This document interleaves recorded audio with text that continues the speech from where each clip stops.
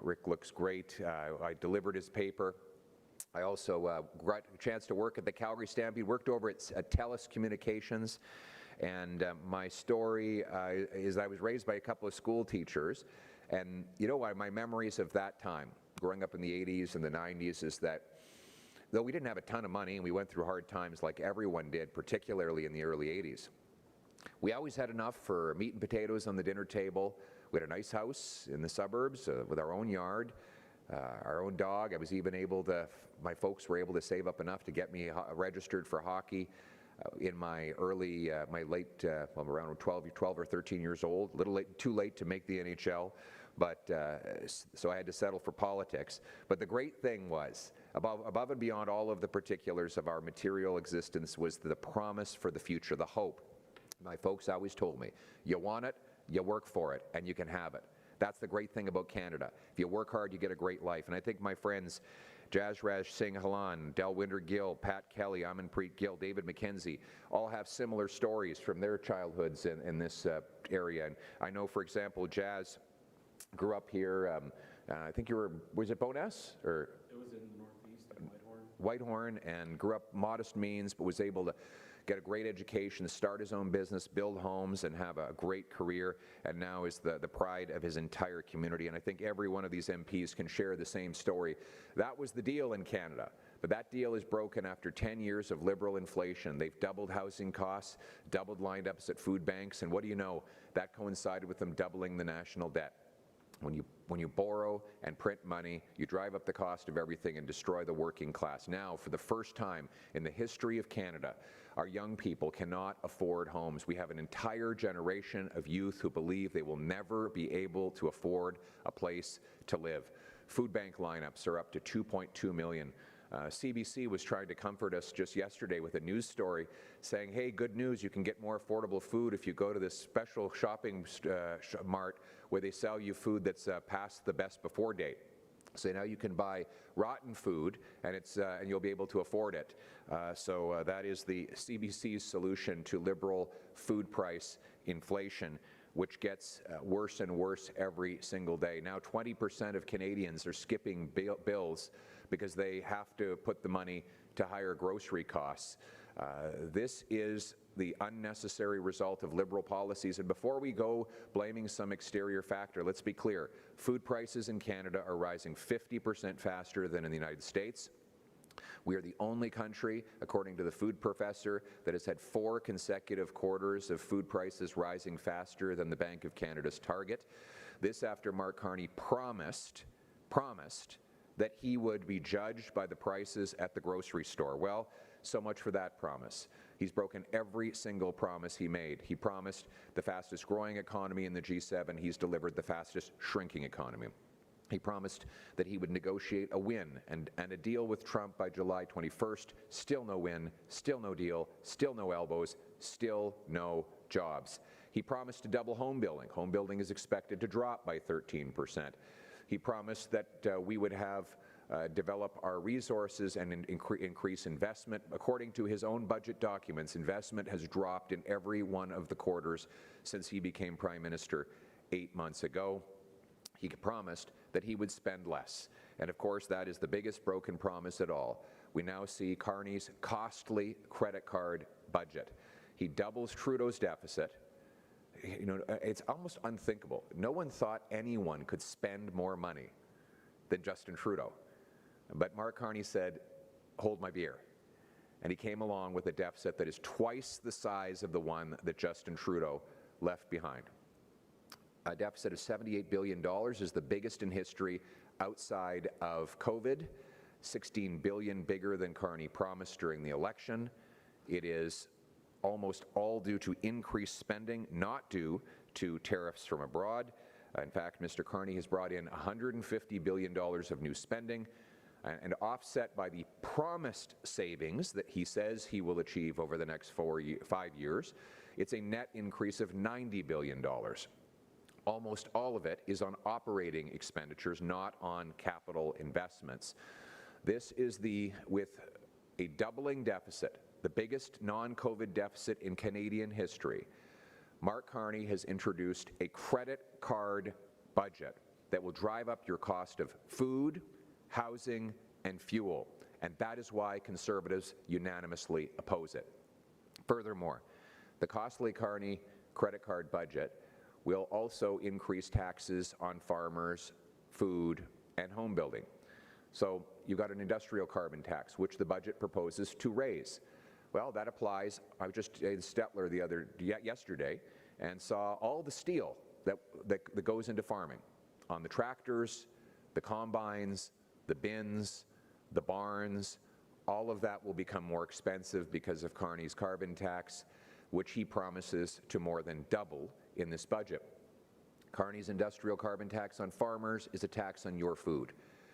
That same carbon tax will apply to steel, aluminum, glass, concrete, cement, and other home building supplies.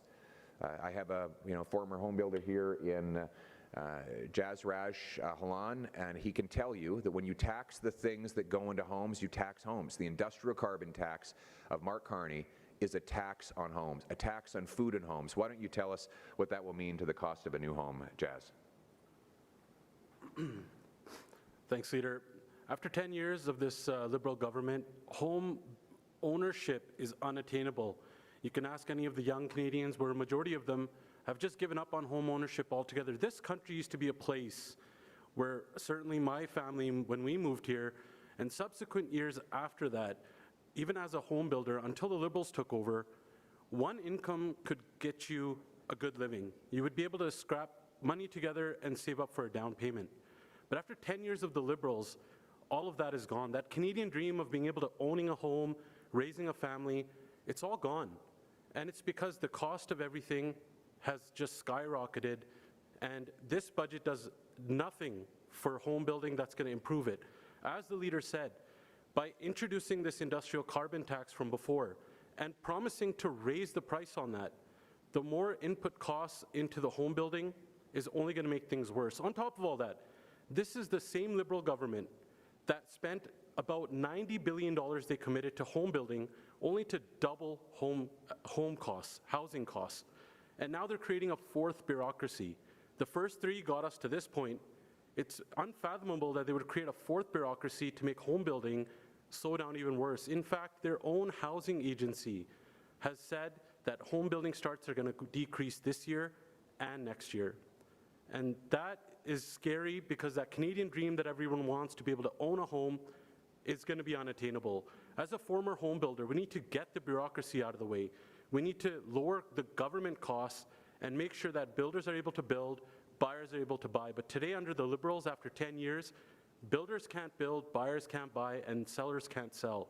Only a Conservative government under Pierre Poilievre will fire those gatekeepers and make sure home building is attainable, so we can bring back that Canadian dream where Canada is affordable and safe once again. There you go. Thank you. And if you don't believe Jazz and I, then listen to the Home Building Association itself, Build, B-I-L-T, out of Toronto.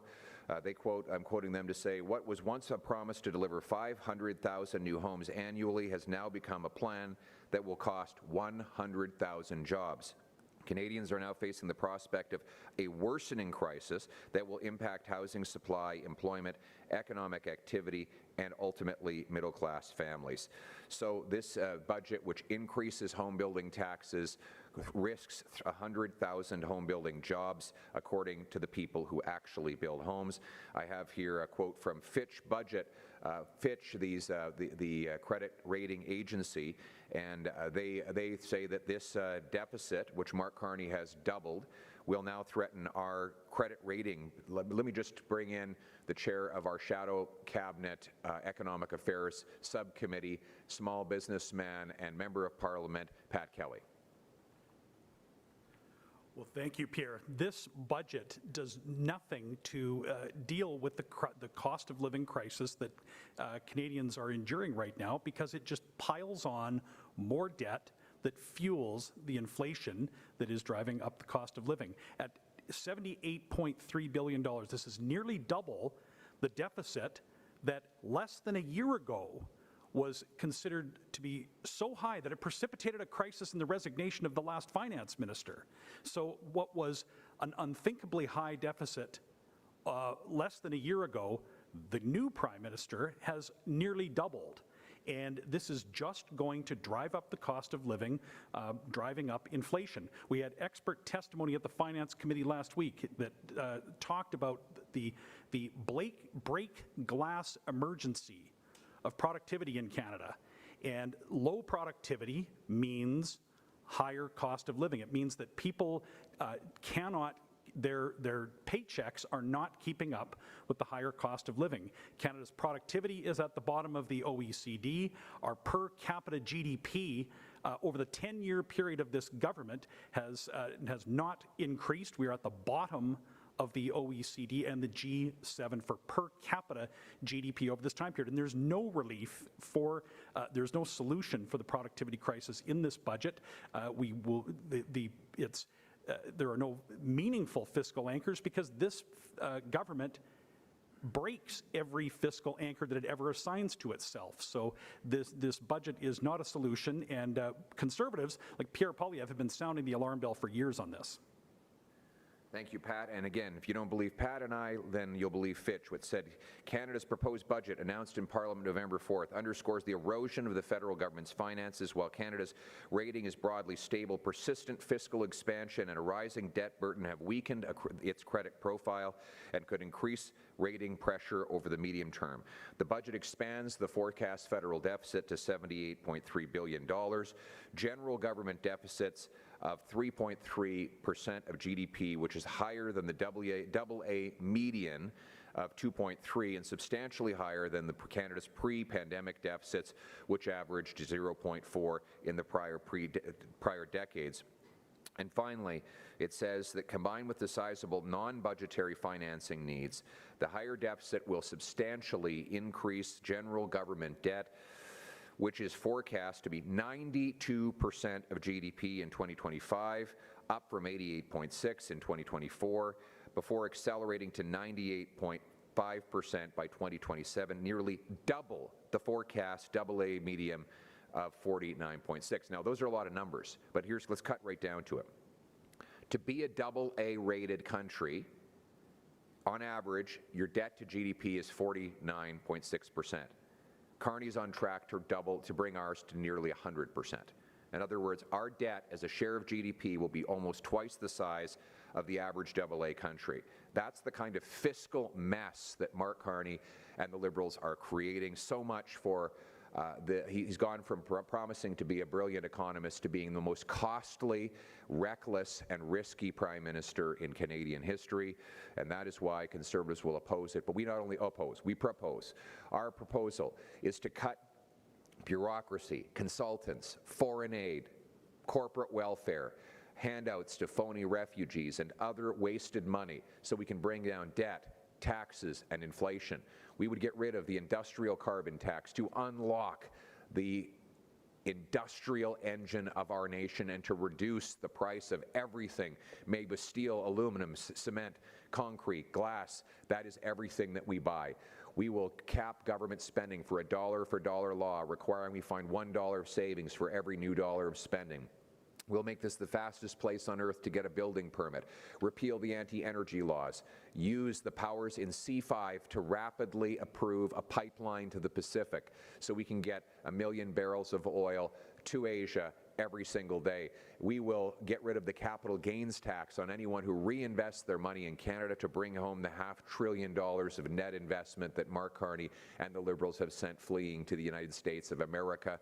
We will cut income tax so hard work pays off. We will get rid of all home building taxes, not only to provide affordable homes to the next generation, but also to bring back the 100,000 trades jobs so carpenters can swing hammers, framers can frame homes, loggers can harvest lumber, and we can build a tariff-proof industry back to life in this country.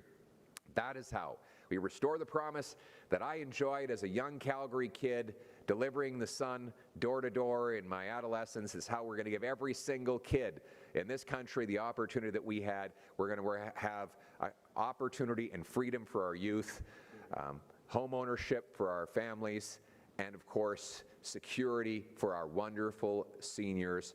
That is our vision, our hopeful future, and now let's get it done. Thank you very much. Thank you. Now questions from the floor. Hi, Matthew Skase, Globe and Mail. You've yet to address last week's floor crossing and departure from caucus. Chris d'Entremont said your leadership is why he crossed the floor. How do you respond to comments that your caucus is not united right now? Well, first of all, I just quote Mr. d'Entremont, who said, and I quote, "Since I first elected here in 2019, the cost of living has skyrocketed. Even then, families in Nova Scotia, as it is now, as it was called at the time back, but is now Acadie and Annapolis, we're struggling. We warned that the Liberals out-of-control spending and massive deficits were irresponsible, but of course they did not listen. Now, after 6 months under the new Prime Minister Mark Carney, who promised fiscal discipline, Canadians are still waiting." He said, Mr. Carney said, I'm quoting Mr. d'Entremont here, Mr. Carney said he would be judged by the cost at the grocery store. Well, Canadians are judging him and they are not impressed. Since the Liberals came to power, food prices have risen 40%, said Mr. d'Entremont. We have heard it many times here today. It is deliberate and it is unacceptable. It is inhumane for a G7 country, said Mr. d'Entremont of Liberal policies. He said, we are a rich country, we are a food basket of a country. We can produce all the food for many people in the world and we can barely feed ourselves for some reason, end quote. That is how Mr. d'Entremont described the outrageous cost of living as the direct result of Mark Carney's Liberals. I'm very saddened for the Nova Scotia families on whom Mr. Carney and Mr. d'Entremont are raising the price of groceries and homes, but that will not change our resolve to continue to fight for an affordable Canada, affordable budgets, and an affordable future. Thank you. Et en français. Merci beaucoup. Je vais juste citer, malheureusement, j'ai juste ces commentaires en français, mais M. d'Entremont a souligné qu'après 6 mois de Mark Carney, les libéraux ont brisé leurs promesses de discipline financière. Ils ont augmenté le coût de l'épicerie, que M. Carney, malgré ses promesses d'être jugé par le prix des épiceries, les Canadiens sont en attente pour la nourriture abordable et que le prix de nourriture a augmenté de 40% depuis l'arrivée au pouvoir. Malheureusement, à cause de M. Carney et M. d'Entremont, les familles de Nouvelle-Écosse vont devoir payer plus pour leurs épiceries et pour les maisons. Malgré ces promesses brisées, nous, les conservateurs, allons continuer de travailler pour un pays abordable, un budget abordable et une vie abordable pour tous les Canadiens. Rick Bell, Postmedia. Hey, Rick. Do we still call you the Dinger? Call me whatever you want. Just don't call me for dinner. Okay. We've been told in Alberta for weeks, if not months, that on Grey Cup week, that we would get a win in Alberta. And that win would be a pipeline to the West Coast. It would be significant commitment to action on the so-called 9 bad laws. And that would all happen Grey Cup week. That is to say, tomorrow.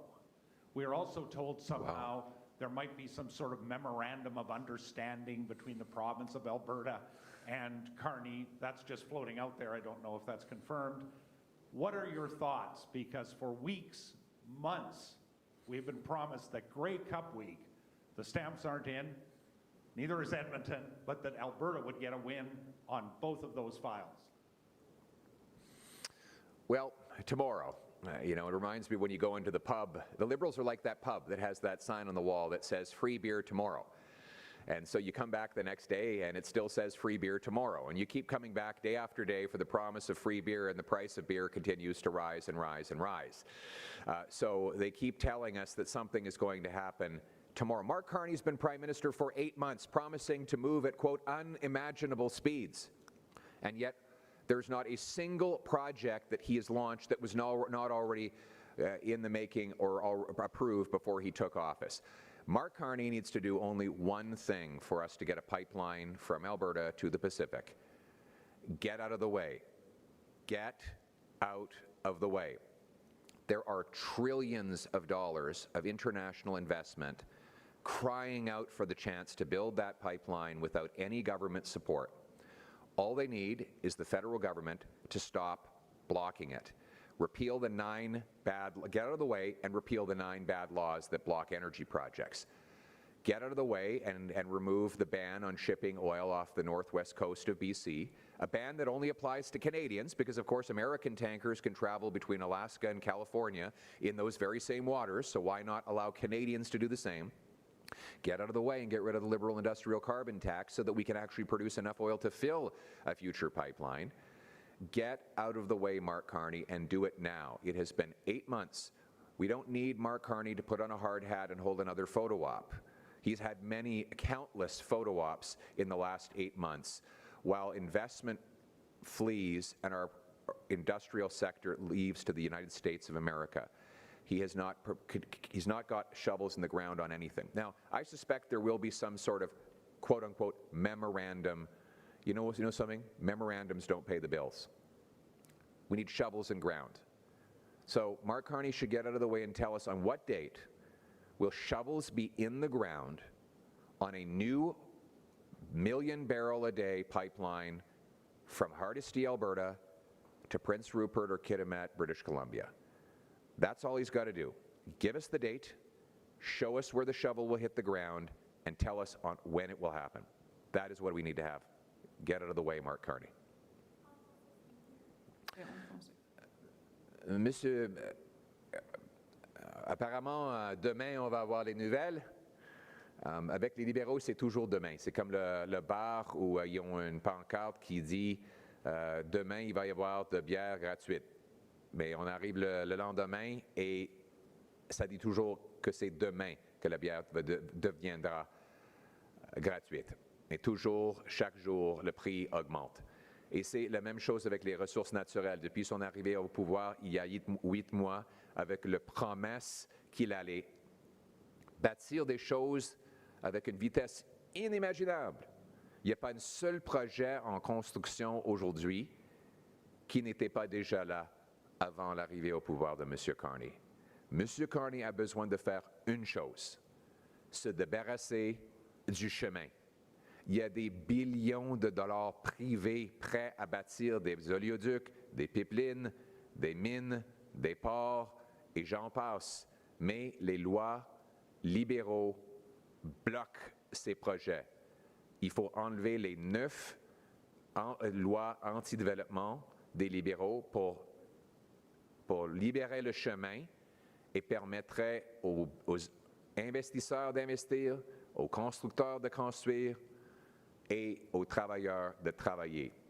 Donc, enlever les libéraux du chemin et permettrait notre économie d'être le plus riche et abordable au monde. Merci beaucoup. Hey, Tim Brooks, CTV. You lost 2 MPs the week of the budget. One cited your leadership as a reason for leaving.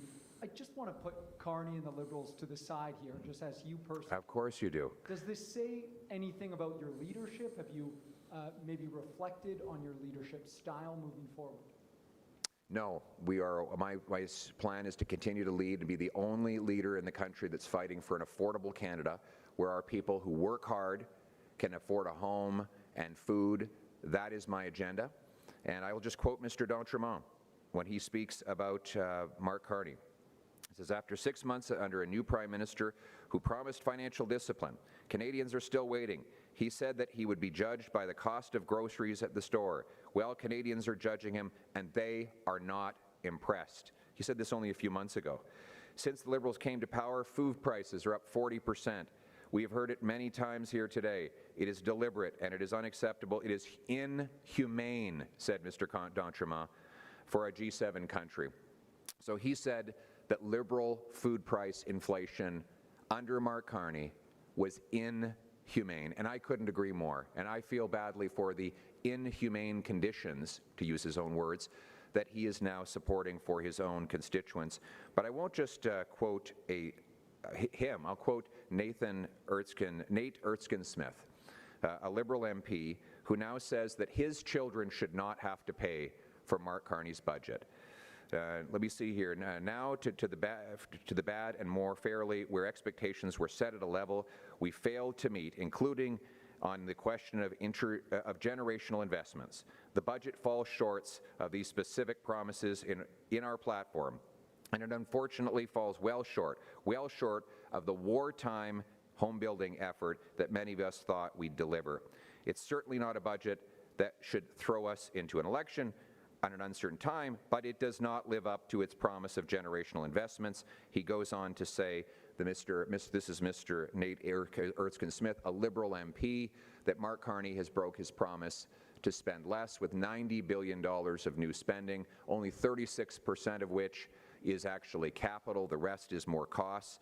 So when you have a Liberal MP attacking the costly credit card budget that Mr. Carney has put forward, then we see turmoil in the Liberals, and I know that there will be wall-to-wall coverage on CTV of this turmoil, of a Liberal MP criticizing his own budget days before the vote. I know you're camped outside his office right now, waiting to get comment from him. I know you've been chasing Mark Carney down hallways to find out what he has to say.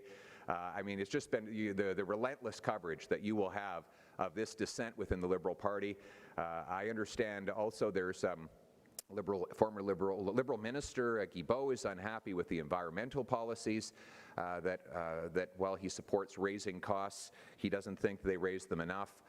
We've got Wilkinson is unhappy. So I know that I'm looking forward to seeing the wall-to-wall coverage on CTV of all of the costly turmoil in the Liberal budget. So I will be tuning in tonight to watch your newscast. Thank you.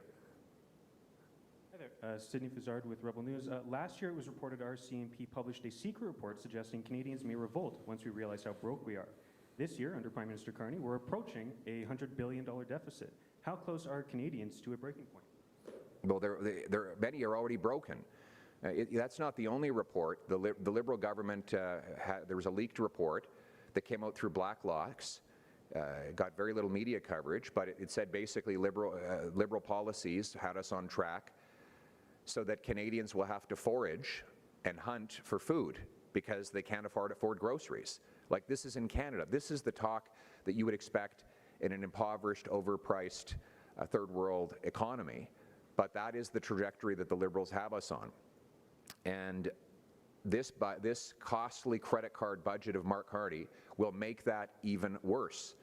Canadians can't afford life. They are absolutely desperate. Go into our streets and talk to people. Ask them about their lives. Their lives are falling apart because they cannot afford this costly government.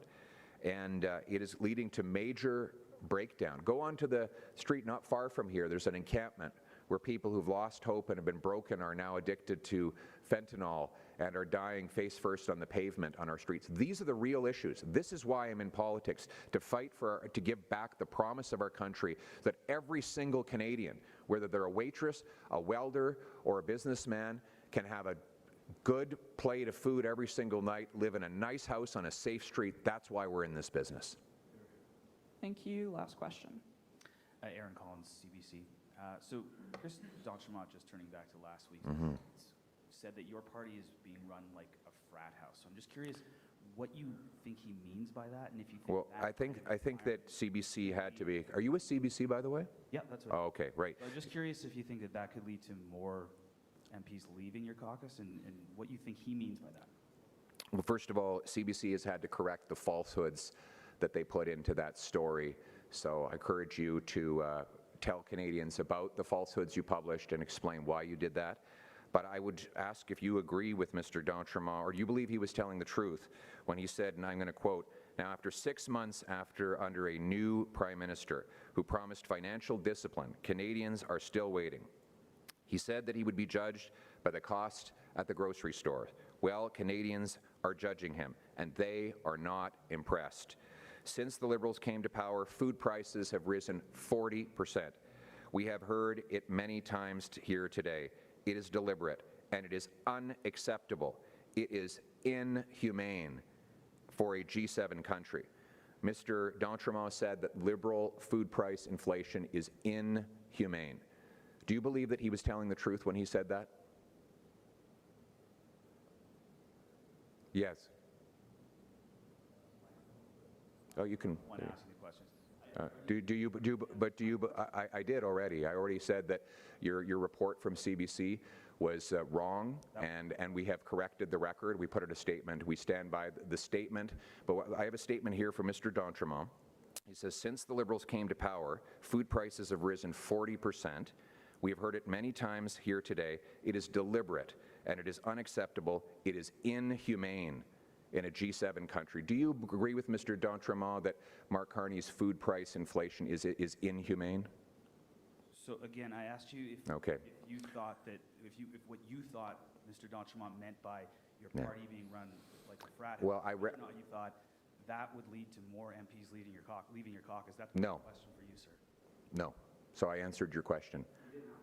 And so the answer that I have back to you is that Mr. d'Entremont this is a quote from just a few months ago, where he said that Liberal food price inflation was inhumane. And you know what? He's right. Thank you. Thanks, everybody. Thank you. That concludes today's press conference.